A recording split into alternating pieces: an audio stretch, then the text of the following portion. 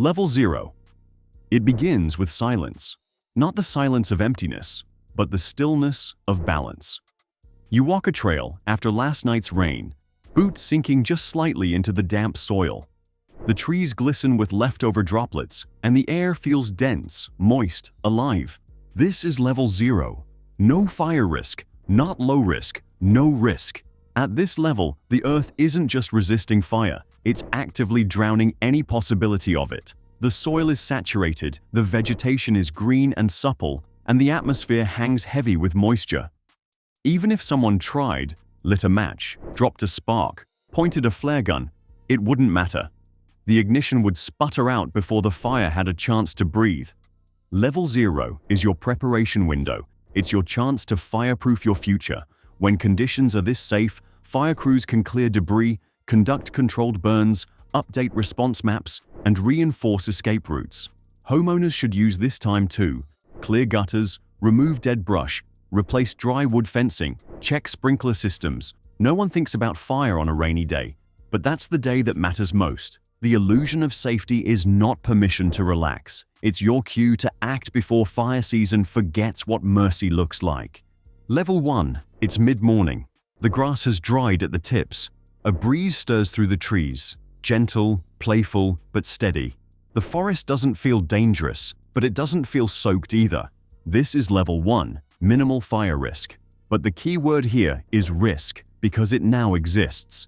At this level, surface fuels, leaves, twigs, dry grass, have lost enough moisture to ignite under the right conditions. A cigarette flicked into a ditch, a spark from a faulty chainsaw, even sun reflecting off glass can be enough to birth a small fire. But even then, flames tend to stay low, less than 4 feet high. They crawl more than run. Suppression is usually easy. A few shovels of dirt, a quick dousing with water, and the threat dies where it started. Yet that's the trick. Level 1 fires are manageable only if caught early. A fire burning in a forgotten ditch can become a 5-acre mess if left unchecked. People underestimate level 1, not realizing most wildfires don't start in the extreme. They start when no one's looking, when a campsite doesn't quite douse the embers, when the wind picks up and finds the one dry patch in a shaded glen. If you live in fire-prone areas, level 1 is when you build a habit. Clean regularly. Practice evacuation routes. Snap photos of valuables for insurance. Because by the time the risk rises, you won't have time to think clearly. Level 2. The day warms. Shadows shorten. The grass that bent under dew now crunches underfoot. You feel the dryness in your throat. Even the insects have quieted. That's not peace. It's a warning. Moderate risk. The fire is no longer passive. It's curious. Now, fuels ignite faster. The grass that once cushioned your steps becomes kindling. Shrubs that shaded deer trails are brittle, ready to carry flame. Fires burn hotter. Flames reach 6 to 8 feet. At this point, direct suppression, shovels, hoses, bulldozers, is still possible, but with growing resistance. This is the level where mistakes become disasters. Firefighters at level 2 shift strategy. They don't just wait for dispatch, they pre-stage. Air tankers get warmed up. Crews monitor known ignition points. If a fire starts, it can still be fought directly, but only if caught early. The problem? Wind. At this level, even a 10 mph gust can turn a simple ground fire into a crown-reaching threat. And that's where things begin to change. This is the last stage where community prevention truly makes a difference. Clearing 30 feet of defensible space around your home isn't a bonus, it's the baseline. Store firewood away from structures. Swap bark mulch for gravel. Repaint your siding with fire-resistant coating. You can't stop the climate, but you can stop your house from feeding it. Level 3. It's hot now. The air buzzes with static. Your lips chap in real time. Every tree seems a little too still, like it's holding its breath. Then a sound like tearing fabric. The distant rush of flame cracking through the underbrush. Level 3 is where fires become predators. This is high risk. Fires don't just burn now, they hunt. Flame heights exceed 8 feet. Wind-driven fire behavior becomes common. Embers ride thermals, hopscotching over rivers and roads. Spot fires appear a half-mile ahead of the main blaze. The landscape becomes a chessboard of ignition. At this level, air support becomes essential. Helicopters drop water and fire retardant in front of the advancing line. Firefighters switch from offense to defense. Structure protection, hardened lines around homes and neighborhoods becomes the priority. This is the level where evacuation orders begin. Roads are monitored. Reverse 911 calls go out. And yet, people wait. They say, it's still far away. But fire at level 3 isn't slow. It can travel at speeds of 10 to 15 miles per hour through dry forest, faster than you can outrun on foot. If you wait until it's close, you've already waited too long. Trust the science. If officials issue an evacuation, go. Fire won't wait for your second guess. Pack your essentials: ID, medication, chargers, food, water, documents, and leave early. Your life is worth more than what's in your house. Level 4. There's a rumble now, low and wide like a jet engine in the forest. The sky isn't blue, it's a bruised yellow-gray. Ash falls like snow. Breathing outside stings. And then flames hundreds of feet high, advancing like a living wall. This is level 4. Very high risk. Catastrophic fire behavior. Firestorms. That's the word. At this level, the blaze creates its own weather. Heat rising from the fire sucks in air from all directions, feeding the inferno like lungs. This draws in wind, fans the flames, and throws embers miles away. Pyrocumulus clouds form overhead, massive churning thunderheads of smoke and heat that can create their own lightning, igniting even more fires. Structures with wood roofs ignite from embers. Fences act like fuse lines, carrying fire straight to homes. Entire towns are vulnerable now. At level 4, even fire crews step back. It's not about suppression, it's about survival. They protect what they can, where they can. Defensive lines are reinforced around hospitals, evacuation centers, and main roadways. If you're caught in a level 4 zone, the options narrow. You evacuate early, or you shelter in a fire-hardened structure. You breathe through a mask, not just because of COVID, but because the AQI is now in the 500s. Every breath is smoke, every moment feels borrowed. Plan in advance. Fire-resistant landscaping, non-flammable decks, ember-resistant vents.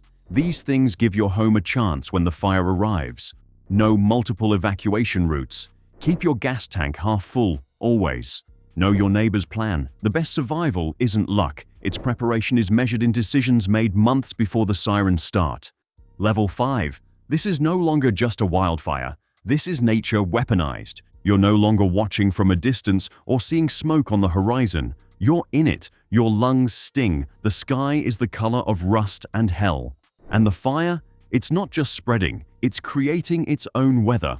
At this level, a wildfire becomes a firestorm. It's a feedback loop of heat, air, and chaos.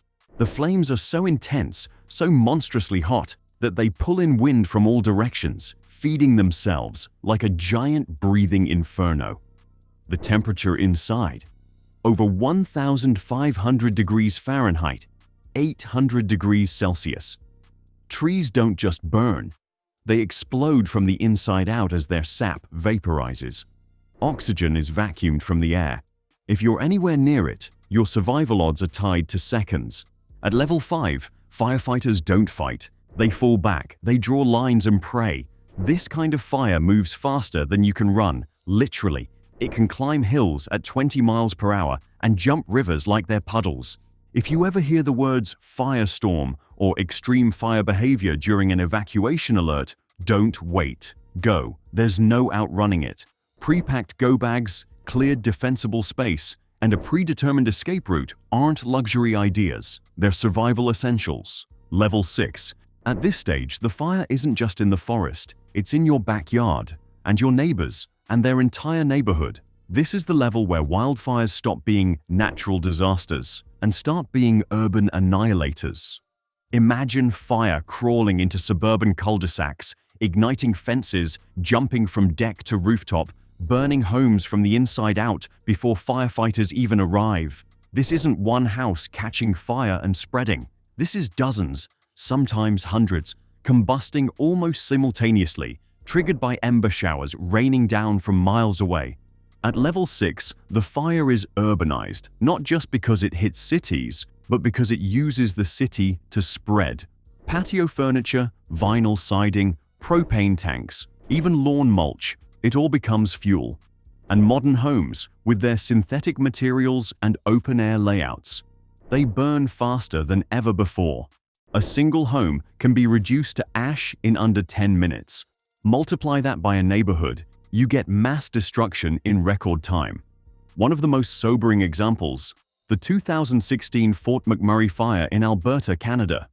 Over 88,000 people evacuated. Entire sections of the city were erased. The flames reached within feet of industrial zones, storing hazardous materials. Only a shift in the wind stopped it from becoming something far worse. If you live in a fire-prone area, your landscaping matters. Use gravel instead of bark mulch. Keep gutters clear. Replace wood decks with fire-resistant materials. Embers don't care how expensive your home is, only how flammable it is. Level 7. Now we're leaving behind the idea of a bad fire season. Level 7 fires are not just massive, they're part of a new pattern. Fueled by hotter droughts, stronger winds, and longer dry seasons, these fires stretch across nations. They don't burn for hours or days, they burn for months. We've already seen glimpses. Australia's Black Summer of 2019 to 2020, nearly 3 billion animals impacted, 46 million acres scorched. The smoke plume reached South America. That's not just a big fire, that's a regional climate event. Level 7 fires create secondary disasters. The smoke, it doesn't stay local. It travels hundreds, even thousands of miles, affecting air quality across entire continents. Sometimes it outweighs a nation's entire annual emissions, which means these fires aren't just caused by climate change, they're now causing it. Level 8. This is the level no one wants to talk about, but climate scientists are beginning to whisper about. A world where fires aren't a side effect of climate change, but one of its primary accelerators. A world where fire seasons become fire years. Imagine a situation where permafrost melts, exposing vast ancient forests to heat and ignition, where once frozen methane pockets bubble up and catch, where peat bogs, carbon-rich wetlands, smolder for months underground, releasing more CO2 than entire countries. Level 8 fires are not isolated. They're everywhere. The Amazon, the Congo Basin, Siberia, Indonesia. Each one feeding the next, not in flames, but in feedback. The more they burn, the hotter it gets. The hotter it gets, the more they burn. And unlike forests in California or Australia, these ecosystems aren't adapted to fire. They don't bounce back, they collapse. One study published in Nature suggested that at current rates, the Amazon could reach a tipping point by 2035, after which it would no longer absorb carbon, but emit it. If that happens, it's game over for the planet's climate stability. This level is still avoidable, but only if we reduce emissions rapidly and globally. That means demanding accountability from industries, voting for climate-forward policies, and supporting reforestation and indigenous land rights. Every bit of forest saved today is a firewall against Level 8 tomorrow. Level 9. Picture a world not scarred by wildfires, but ruled by them. Welcome to the pyrocene, a speculative geological epoch defined by fire as the dominant earth-shaping force. In this version of the future, fires no longer need ignition sources. They're self-perpetuating. Global temperatures stay high enough to keep vast swathes of land in permanent risk zones. Human infrastructure is adapted to resist flames, not through prevention, but through armored survival. Underground homes, fireproof cities. Controlled burns no longer seasonal. They're routine, weekly, automated by AI drones just to keep things livable. Natural landscapes as we know them are gone. Pine forests replaced by fire-resistant grasslands. Animals either adapted to flee fast or burrow deep. The sky, often filled with smoke, not from one fire, but from the ambient burning that never stops. The term wildfire season has disappeared. Fire is no longer an event, it's an environment. While Level 9 is speculative, the possibility of a fire-dominated era isn't science fiction anymore. It's a stark reminder that prevention is easier than adaptation.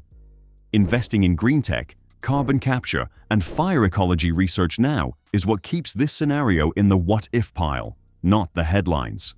Thanks for watching. See you in the next video.